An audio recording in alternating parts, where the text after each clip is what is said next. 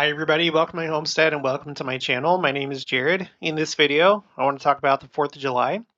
I don't know about you, but as we've been tracking all these different signs happening, um, for example, uh, I've done a few videos now about the wildfire smoke that's come down into the United States, and we've seen scenes like this over a lot of our major cities, which I don't think is good. As far as signs go, it's not good for the nation. And when we see that first ever election day blood moon or lunar eclipse, it just seems like there's some signs that are meant for the United States specifically, and they don't seem good. And so, in the lead up to the 4th of July, I wondered, well, I mean, would anything happen this year, on the 4th of July? Because that would be a pretty significant and symbolic day for a sign to happen. And one did, in my opinion. So unofficially, they keep records, but it's not like recognized by any government. But um, based on these like models that they use and tracking and so forth, the 4th of July was the hottest day on Earth, at least since records began in 1940, according to an article that I referenced over here in column. What column is this? Column R. This is from the New York Times. And there's other articles talking about this, how the 4th of July was the hottest day on record. And we've talked a lot about heat and global warming. And uh, I'll just say again, I'm of the opinion that global warming, regardless of what theory you subscribe to as to why it's happening, I think it's supposed to happen. Um, Now, I don't particularly think that it's necessarily humans that are doing it. I think that the Earth is preparing to become a terrestrial world. And I think that this is in line with the burning that's going to take place at the second coming. I don't know if this is going to be the way that people are burned. There's different quotes that I've read that seem to suggest it's going to be the glory of the Lord himself.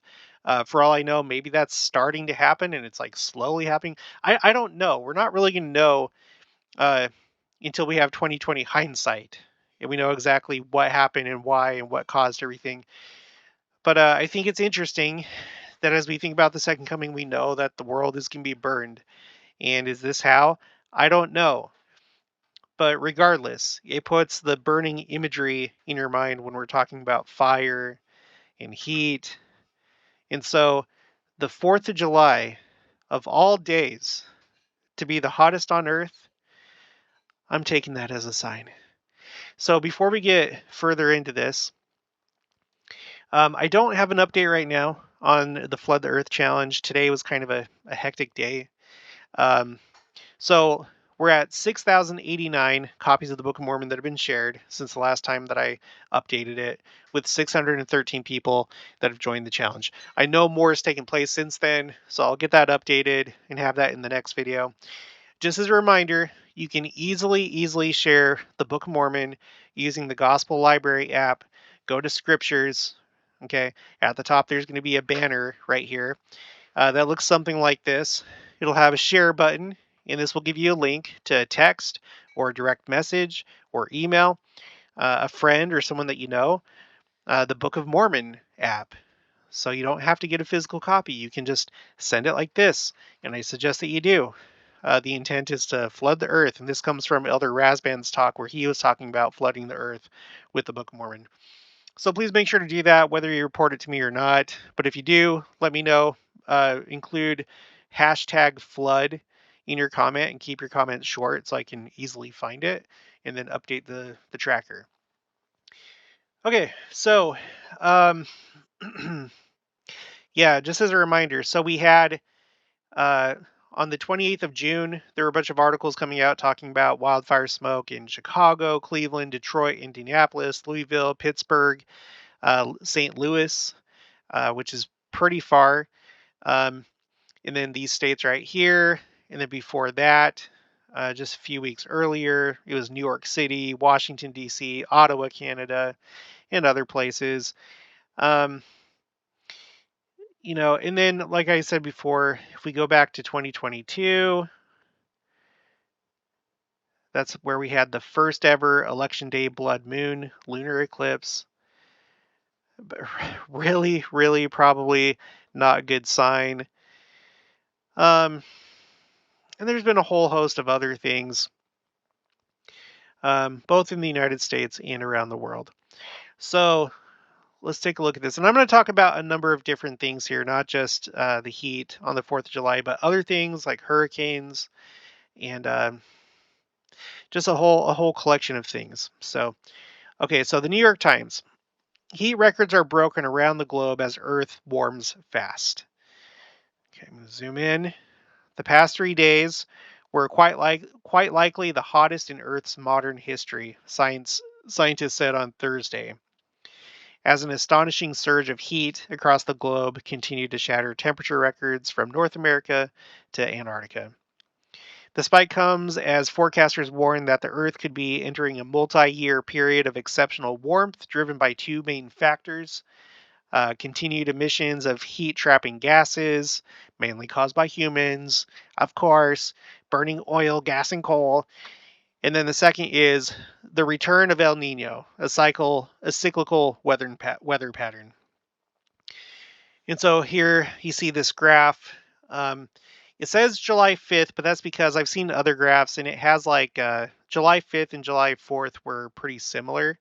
So if you were to like zoom in on this, you would see kind of almost like a horizontal line, but July 5th being a little bit lower than the 4th of July. But here's kind of a dramatic graph to look at. This is 1979 to 2021, like over here. Here's 2022, and then of course this is this year. Okay. It says, and in the North Atlantic, the ocean has been off the charts hot.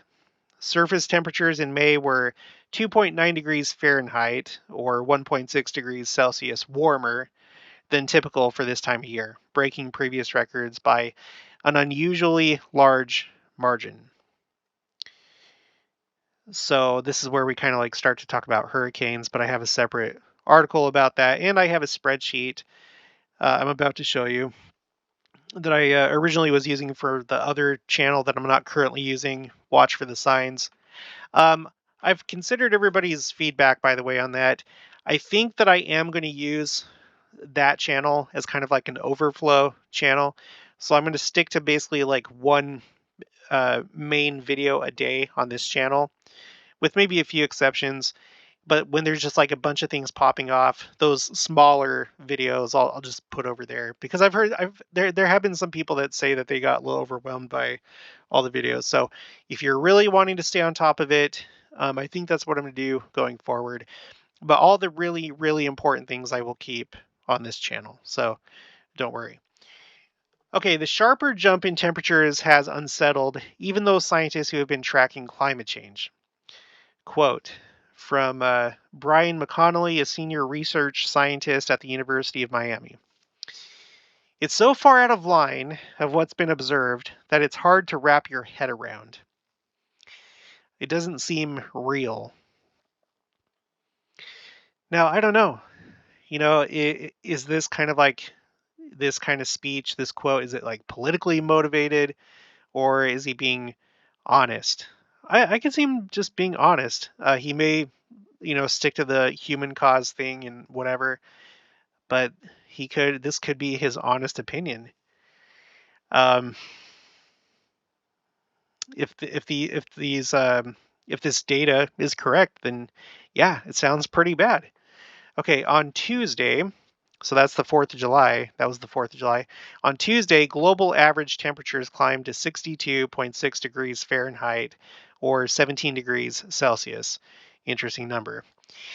Making it the hottest day Earth has experienced since at least 1940, when records began. And very likely before that, according to an analysis by the European Union's Copernicus Climate Change Service. So again, it could have been any other day. It could have been any other day. No, it was the 4th of July. Okay, continuing. This is Dr. Housefather. He says, a big reason we're seeing so many records shattered is that we're transitioning out of an unusually long 3-year La Nina, which suppressed temperatures, and into a strong El Nino, end quote.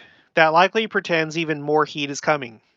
The current El Nino is just getting underway, and many researchers don't expect it to peak until December or January, with global temperatures seeing another surge in the months thereafter. That means that next year could be even hotter than this year, scientists said. Now, that makes me think, or it brings my mind to, um, where is it? The eclipse. A lot of people, uh, but in the second coming community, the watching community, both inside and outside of our church, um, really have their eyes on this eclipse because it's like a sister or a twin eclipse to the one that happened in 2017. And this, by the way, seems to be a message for America too, because between the two of them, they make a big X over the heartland of the United States. Not so sure that's good.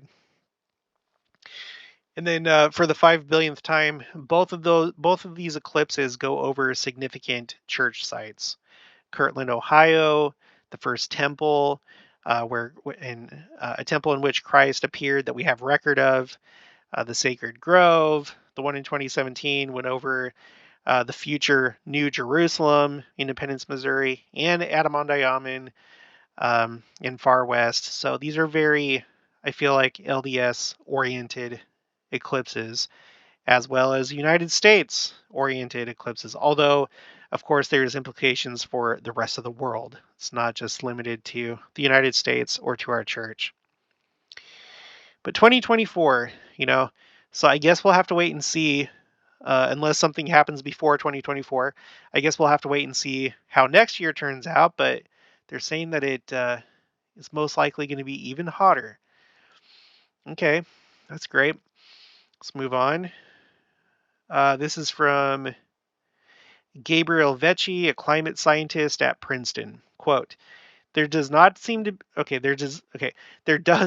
to be this unusual convergence of warming factors right now. But this is all happening in a world where we've been increasing greenhouse gases for the past 150 years, and that really loads the dice and makes it much more likely that we're going to get pushed into record-breaking territory, end quote. Okay, so, and as a reminder, La Nina, like it said, that's where it's a weather pattern that basically keeps ocean temperatures in the Pacific cooler, and then El Nino is the reverse. So in the Pacific, the waters are going to get warmer. All right. I have this other article here just to kind of confirm, and there's other ones too. This is The Conversation. Why are so many climate records breaking all at once? Well, we've just covered that, but I just wanted to show you this. They confirmed July 4th was the hottest global average day on record, breaking the new record set the previous day. And this was written on July 6th. Okay. So the hottest 3 days was the 3rd, the 4th, and the 5th. And this article is on the 6th. So it seems that July 4th, it was the hottest day out of those three. It is interesting, though, that all three of them were record-breaking days, and that they're just like, it's 3 days in a row. 3 is an important number, obviously. So that's just kind of interesting. Not only that, though. Okay, now we're moving on to other things. This is the Associated Press. Earth hit an unofficial record high temperature this week and stayed there. So not only was it the 4th of July, but look at this. Sweltering heat is blanketing much of the planet, and one unofficial analysis says the past 7 days have been the hottest week on record. So not just the hottest day or 3 days, but the hottest week on record. The latest grim milestone in a series of climate change-driven extremes. And I find it so, like, insidious. Like, if Satan And I feel like this is the case. If Satan is essentially trying to shift the focus onto us as the reason for uh, climate change and global warming, when if it, well, and I guess maybe you know what, maybe that's actually right. If there wasn't wickedness on the earth, this probably wouldn't happen, or it would happen, but everybody would make it into the millennium. So, I guess in a sense, maybe we are to blame, or at least generally speaking, the wickedness of the world, not you and I individually necessarily. But I feel like it's just kind of insidious.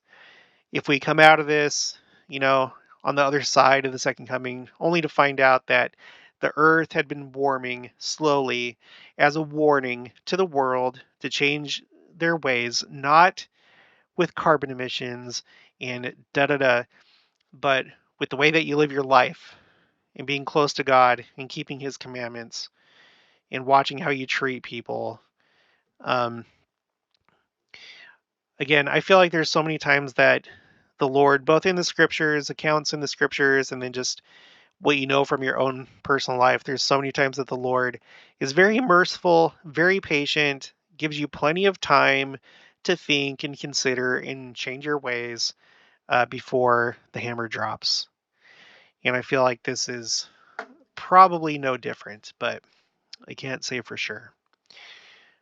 Okay, and then on top of that, going back a month now, which wasn't too long ago, the day that I'm recording this is on the 6th, on Thursday.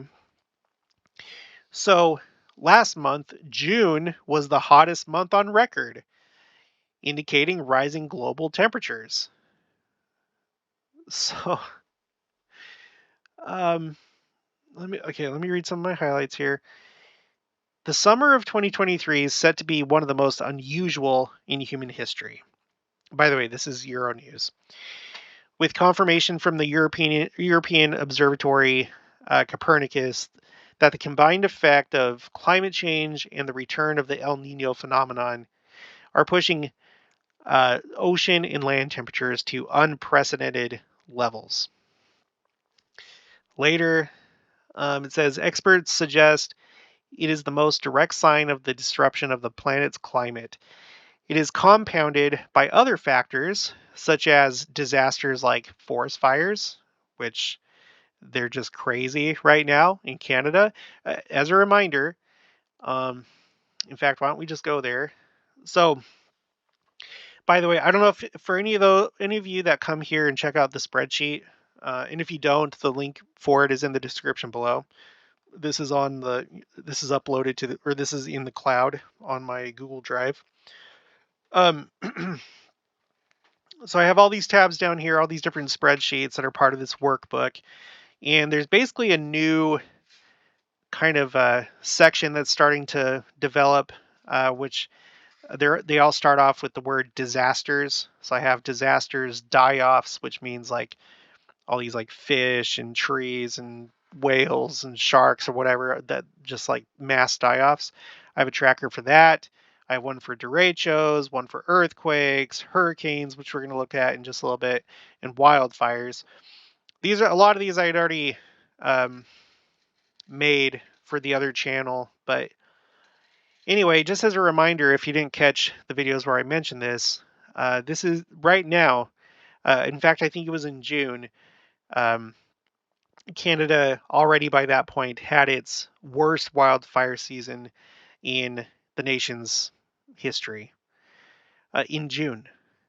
That's pretty early. Um, so, anyway, that's going on. Let's go back to this article. So, disasters like forest fires, drought, and extreme rainfall.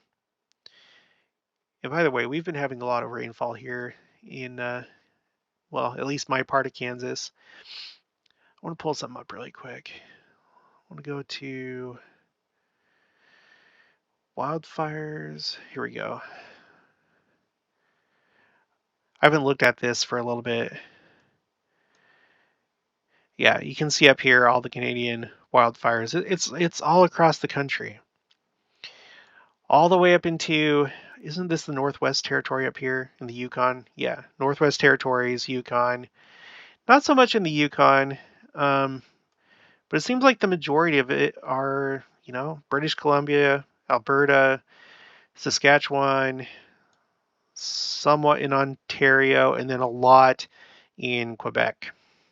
There's a lot in Quebec. So this is what it looks like. As far as the U.S. goes, I've been looking at these. Well, like I said, it's been a couple days, but last time I checked, none of these wildfires in the U.S. are um, really noteworthy at this point. I think this looks like it's probably the biggest one. It's in Colorado, and it's only at 3,200 acres, which, as far as like fires go, that's not terribly large. Anyway, but that's what's going on there. Okay. Okay, and what's interesting, so June being the hottest month on record, well, we all know what June now is now, apparently, what we're supposed to celebrate in June. An entire month of the year has been dedicated for this, and it was celebrated at the White House.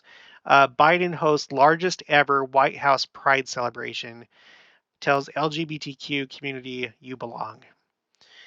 And here's some pictures of it. We've covered some stuff that was going on during this event, some pretty lewd things, and yeah, but whatever the case, at the White House, the largest ever Pride event.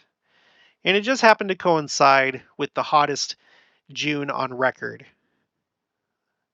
And then just a few days later, after the month ends, we have the hottest day on record on the 4th of July, right?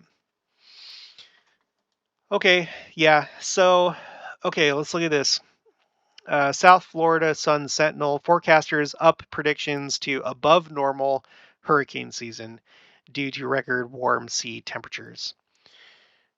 I have a few things from this, and then I want to look at my spreadsheet, show you what I got. Meteorologists with Colorado State University have upped their forecast to above normal hurricane season in the Atlantic this year due to the quote-unquote extreme anomalous warmth of sea surface temperatures. The intensifying effect of that warm water appears to be winning out over the tempering effects of El Nino, forecasters said in the report issued Thursday. The battle between the two weather patterns is incredibly rare, making predictions especially difficult this year. Quote, this is from Alex Desroyer, of one of the report's co-authors. Quote, the big change, more than anything, to boil it down to one simple factor, is that the Atlantic is incredibly warm right now. Record warm in some places. Now remember, El Nino, that's in the Pacific. Let me just double check that. Okay. El Nino weather pattern. Yeah. This is according to National Oceanic and Atmospheric Administration, or NOAA. El Nino and La Nina are complex weather. Oh my God, why can't I talk? Weather patterns resulting from variations in ocean temperatures in the equatorial Pacific. Yes, so it is Pacific. Okay, so you have that going on in the Pacific, but here he's talking about, let me just say it again, the Atlantic is incredibly warm right now, record warm in some places. And then he continues, and this is the kind of thing that makes you hesitate to say that El Nino might be able to knock down our activity. I'm not exactly sure why he's saying that. I guess I don't have an understanding of why El Nino taking place would have any effect on the Atlantic, but I'll take his word for it. But look at this. Okay, Thursday's forecast is the second time the forecasters have upped their predictions. In the initial forecast released in April, CSU meteorologists called for 13 named storms and 6 hurricanes, 2 of which were expected to be major.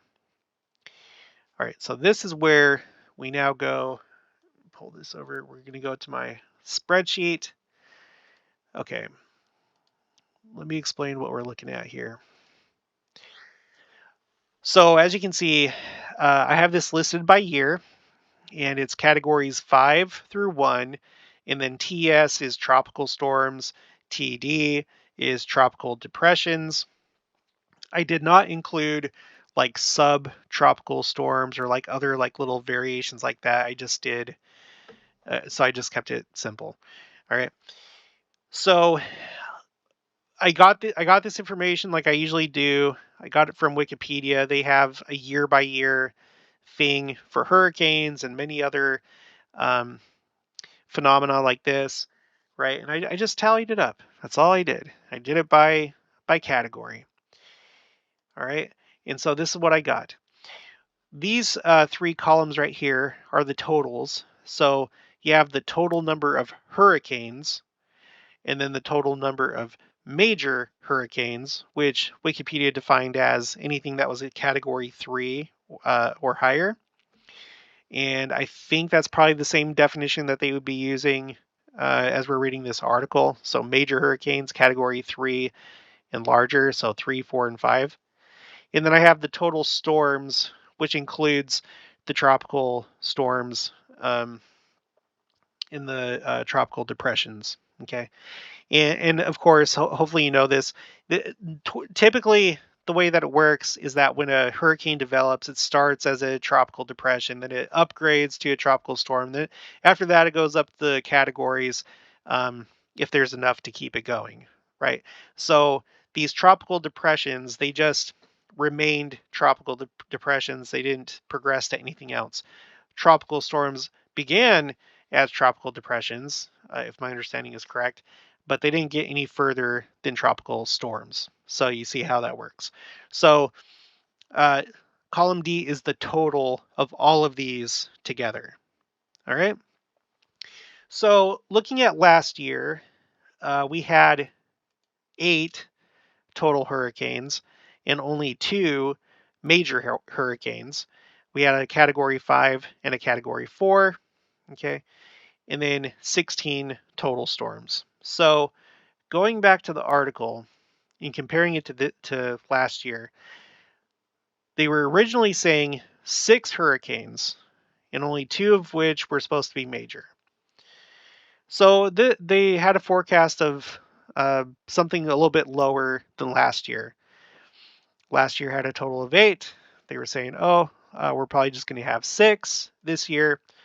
But as we continue down the article, it says the new forecast announced Thursday, that's right now as I'm recording this, yesterday for you guys, now predicts 18 named storms. So from 13 to 18, 9 hurricanes, 4 of which will be major. So I'm just going to put this here as though it had already happened. So 9 okay, what did they say? 9 hurricanes, 4 of which were major, would be major. So like this. And then a total, so I'm so sorry, 18 named storms. So like that. So this is the current prediction. And I guess you could look at it in a few different ways. The last time that we had 4 major storms or more was 2021, but the year before that was even worse. In 2020, there were 7 major storms. The total number of hurricanes, you have to go back to 2020 to see anything that big.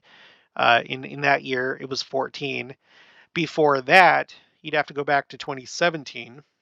So I guess the total number of hurricanes that they're now forecasting, it is on the higher end if we're talking about total hurricanes.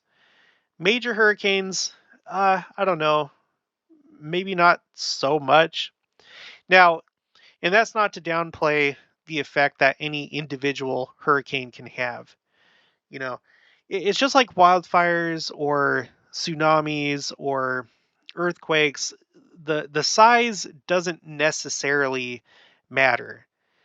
A lot of, from what I can tell so far, it seems like with a lot of these different disasters, it's more about the thing taking place at the right time. And yeah, sometimes the strength of the disaster is a factor. But so just because this is the forecast doesn't mean that terrible things aren't going to happen. But anyway, yeah, it looks like it seems like this would stand out just a tiny bit above any other year going back to, I don't know, 2006. But let's look at the years that really kind of stand out. So, like we just said, the year 2020 really stands out. 7 major hurricanes. 7. Okay. 2017 was also a relatively bad year with 6 major hurricanes. So 7 to 6 from 2020 to 2017, and then total hurricanes 14 to 10. So anyway, 2 pretty bad years, and it's very interesting that 2020 of all years would be really bad for hurricanes. What the heck does that have to do with anything? You have the pandemic going on. Um, there were a lot of things that happened that year that were like the worst of their kind, and hurricanes is one of those things. But anyway, let's go back. 2012 or 2010 was pretty bad too. It had 12 hurricanes and 5 major storms. So, and then before that, I'm going to have to double check this because I thought I saw somewhere that said that 2020 was like the most active season, but that doesn't seem to be the case according to what I recorded, because 2005 has the most total hurricanes with 15, and then they tie for first place with 7 major um, hurricanes. And when you go back in time, I've only gone back to the 1950, and there really aren't any years that really come that close. Um, Maybe in one category or another, like total hurricanes, but across the board, like 2005, 2010, 2020, not really. Those ones kind of stand alone, I would say. Maybe 2001, you can maybe say that. Maybe 1995. So if you want to look at this closer at your own pace, again, the link is in the description below. This is under disasters, hurricanes, Atlantic. This is just talking about Atlantic hurricanes. In other parts of the world, the same type of storm is referred to as a typhoon. And I wish it was all just one system, but they're different. They're different measuring standards and stuff like that. You can click on the 3 lines down here at the bottom left, and this will help you easily go back and forth from one spreadsheet to another, because I have a lot. So instead of scrolling back and forth with these 2 arrows right here, so that's how you can navigate to this. And I guess I would also just mention here too, 1969 stands out. And there's a lot of talk about 1969. That was kind of like, my understanding, that was the height, or maybe kind of the beginning of the hippie movement. Hold on, I'm gonna look that up. When did the hippie movement start? 60s. The hippie counterculture, which emerged in the late 1960s and grew to include hundreds of. Okay, so basically the late 1960s. But I know the year of 1969 was like a big year as far as that goes. When was Woodstock? When was Woodstock? Was it in 69? It was. It was in 69. August 15th to August 18th. That was that big, horrible hippie festival in upstate New York. Um, so you have to maybe wonder about that. If a message was being sent via hurricanes in that year, because if you look at the surrounding years, man, nothing really compares. If you're just looking at the total number of hurricanes, nothing really compares. You have to go back to 1950, which had 11, um, and then after 1969, you have to go all the way to, holy cow, to 2005. And that's the only year that surpasses 1969 since that time. And that's the record-breaking year, according to the data that I have here. So, and what I find interesting, you guys, and I say this time and time again, 2004, that was the year that Dallin H. Oaks, okay, preparing for the second coming. He gave a talk in the April 2004 General Conference called Preparation for the Second Coming. It's the only time that I've ever seen a list given in General Conference of the signs to look for.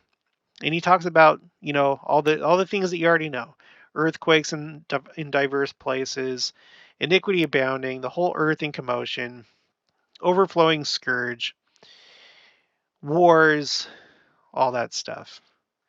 I can't remember if he mentions. Yeah, he does.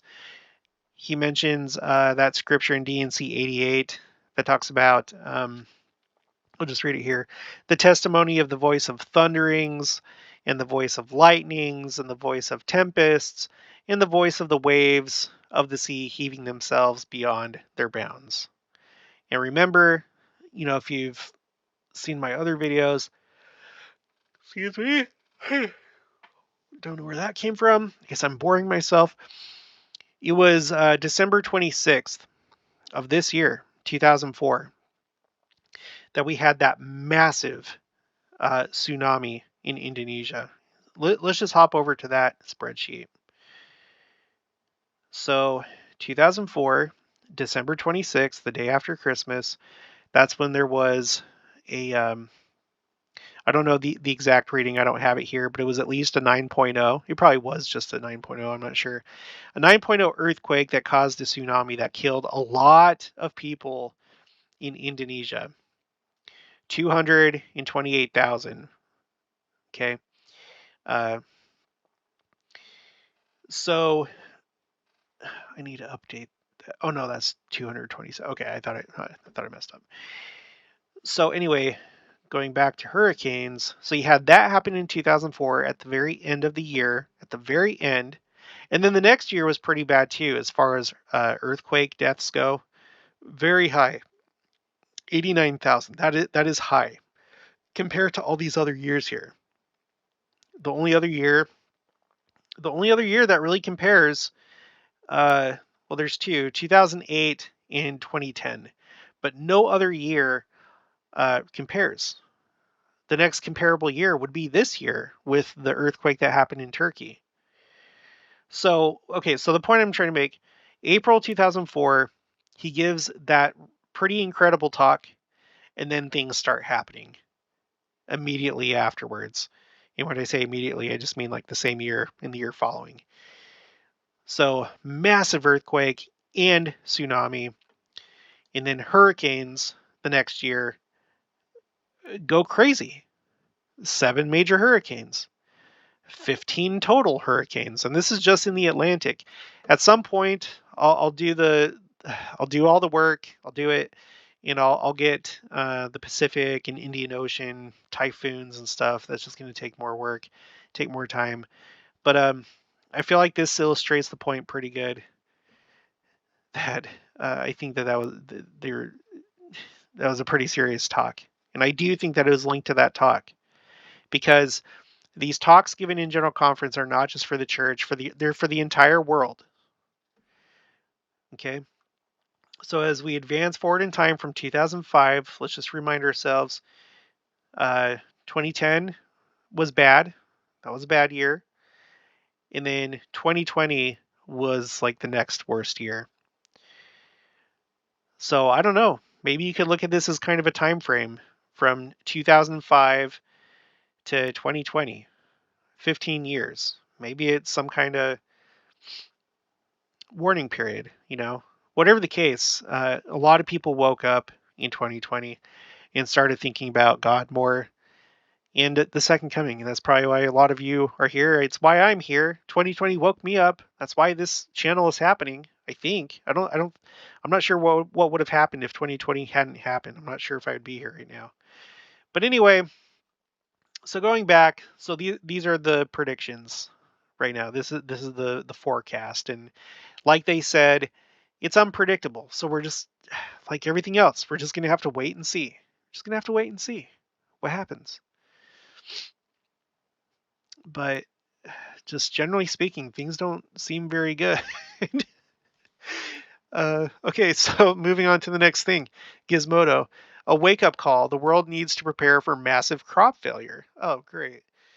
Uh, Climate change is messing with the jet stream, and it means more extreme weather events in the future. Perfect. Let me just read this paragraph.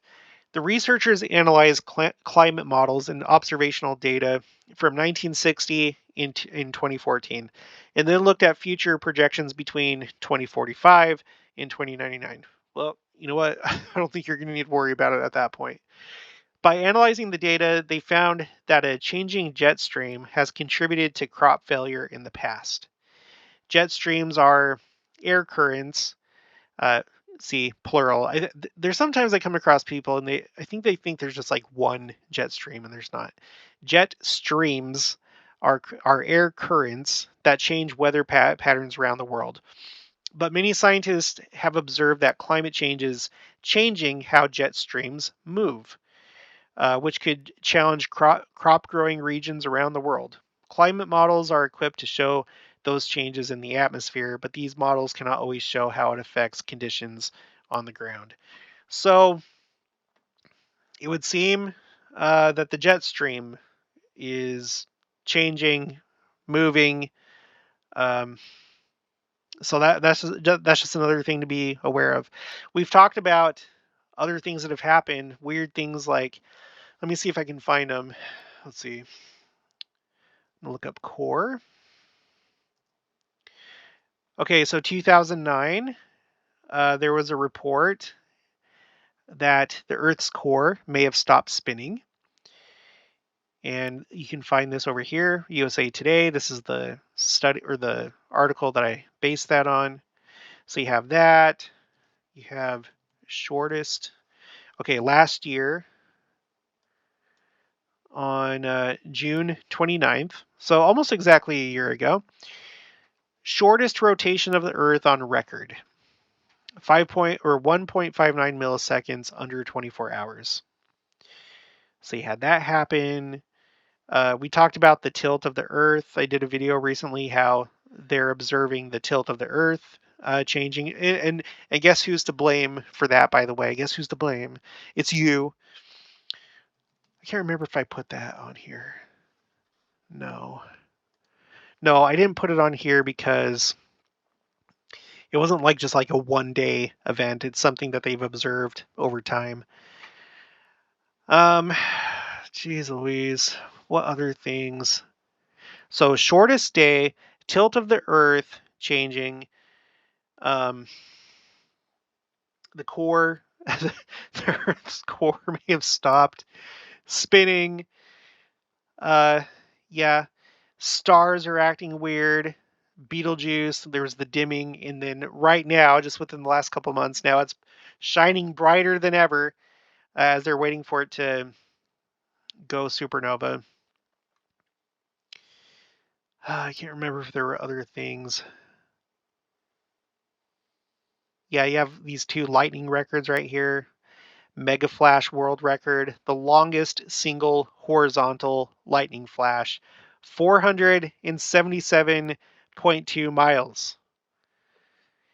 April 29th, 2020, of all years. And in that same year, just a couple months later, lightning world record, the greatest duration for a single lightning flash of 17.102 seconds. And then I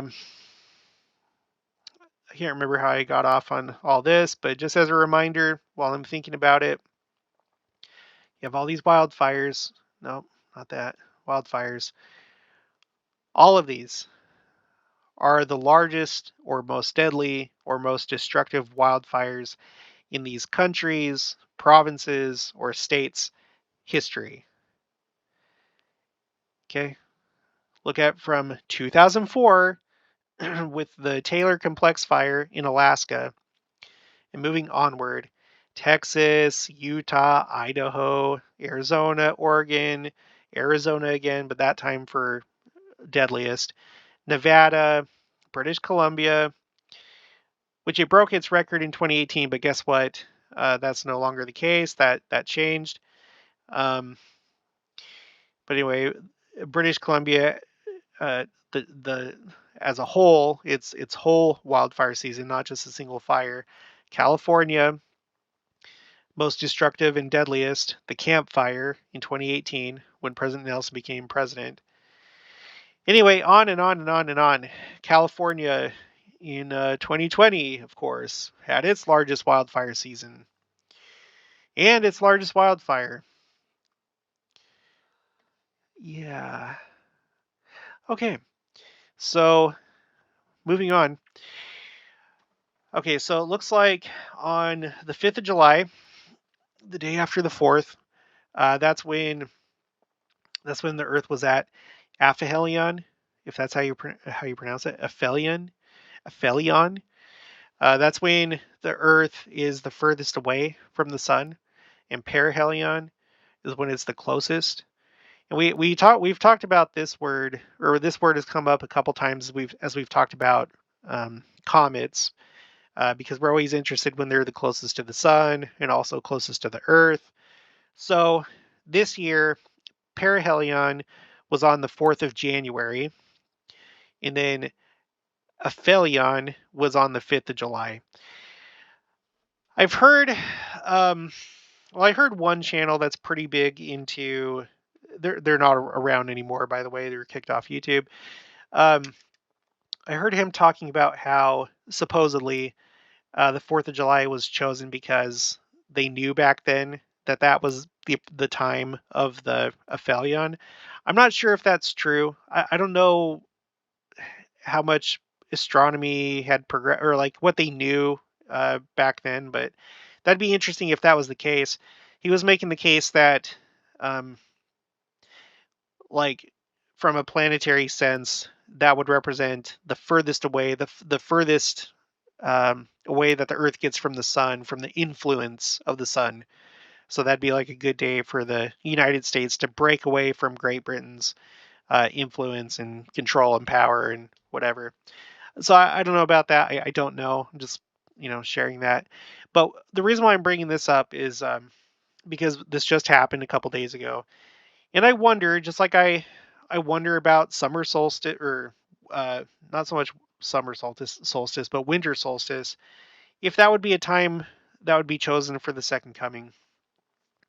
I did a couple of videos about that in December, possibly in November. I can't remember. But thinking about like the symbolism, how with winter solstice, that's when the year, as far as like the weather, temperature, the seasons, that's like when everything comes to a halt and it's like completely dead. And then that's also when things start to um, grow again, or the days start to grow. The days start to get longer, and you start a new cycle of life. Essentially, every year is like a new cycle of life and growing and death and da da da. And so, in that same kind of context, I wonder if Christ would ever choose to come on one of these days. Um, anyway, I don't have much to say about that, but that's just something to bring to your attention in case you've never thought about it. And if you have, please feel free to share your your thoughts in the comments below. Now, to wrap all this up, okay, Daily Mail. Nicola Sturgeon spent nearly £150,000 of taxpayers' cash on attending COP27 climate summit in Egypt, as ex-First Minister and staff racked up £45,000 hotel bill and submitted receipts for 18 burgers during 2 week stay. So this is just for a laugh more than anything, but Nicola Sturgeon and Scottish government officials billed taxpayers nearly £150,000 for their attendance at the COP27 climate summit in Egypt last year. And here they are, doing their stupid stuff, getting their little souvenirs and pictures and stupid shirts so that they can add that to their clout in government and their social life and stuff like that. All the while, just like the article says, everybody else is paying for it, as they're going to a place like this, has cool, aesthetics, and staying at a place like this, this looks like Scottsdale, Arizona. I, if I didn't know better, if I had to guess, I would have guessed that this was Scottsdale right here. Scottsdale is a pretty posh area in the Phoenix area. If you didn't know, I think a lot of people know about Scottsdale, even outside of Arizona. I can't stand it. I hate pictures like this. I hate the stupid, the backgrounds with the logos, the words, I don't know what you call these backgrounds, but I've noticed that people that really care about social things and their social image, they love to take pictures in front of these because then it makes them look more like celebrities. Even though you might just be attending a work function or some silly event. Yeah, okay, I'm getting too negative. What is this bundle of sticks? Okay, it doesn't explain what she's holding. I don't know what that is. Does it explain if I do this? No. No, it just shows you the same pictures. Yeah. So there you go. Yay. Well, that's going to be it for this one. Things are getting hotter. They definitely are. There's just these continuous records being broken for wildfires, heat, storms, hurricanes, so on and so forth. But anyway, yeah, things are getting hotter, and hopefully that puts in your mind, and hopefully it puts in everybody else's mind that we're getting close to the big burn. The big burn is coming, and we need to be ready for that. The best thing that you can do is get on the covenant path and stay there, and live within your covenants. Not just get on it and progress down it, but continue to work at it. To endure to the end, and do what we know we're supposed to be doing. Make sure to share the Book of Mormon. That's one thing that we all need to do. You don't have to be part of my challenge, but we do need to be sharing the gospel. Take advantage of every opportunity, because for all you know, that one opportunity may be that person's only opportunity, and it was through you. So make sure that you don't drop the ball. All right, well, that's going to be it for this one. If you haven't already, please make sure to subscribe. Like this video if you liked it. Yeah, I'm making the decision right now. I'm going to do that other channel. I'm going to put it, so to find it really quick, if you go to my homepage, come on, homepage, and you go down here, if you just scroll down, you'll see my featured channels. These are all people that, well, at least most of them I've interviewed. Other ones I'm just promoting. This guy's a member of the Tabernacle Choir, so check him out for his music. Here's Troy. That was my last video. I'm going to put it right here. You can also go up to these tabs where it says Home, Videos, Shorts, Live, Playlists, Community. If you go to Channels, I'm going to put it there. So I'm going to use that channel as an overflow channel for when I don't want to like flood this channel with too many videos. Um, but when I really want to do a video because something's happening. So if you feel up to it, if you have the strength, subscribe to that channel, and then there'll be more for you there. If you don't really care too much for it, then you don't need to. But it's mostly going to be centered around um, like news items, like fires and wars, disasters, that kind of stuff, like those kind of signs. But all the spiritual stuff is going to be on here. So if you just want extra, it's going to be over there. And by the way, for everyone that's a member, I'm going to be working on doing some more member videos as well. So just be patient with me, and I'll do that. These are just going to be an assortment of different videos that I put a lot of time into, and just interesting various topics. So if you're interested in becoming a member, you can do that as well. Just click on one of these, and then it should prompt you to become a member. Okay, well, that's going to be it for this one, and that's it. So thank you very much, and I'll talk to you guys later.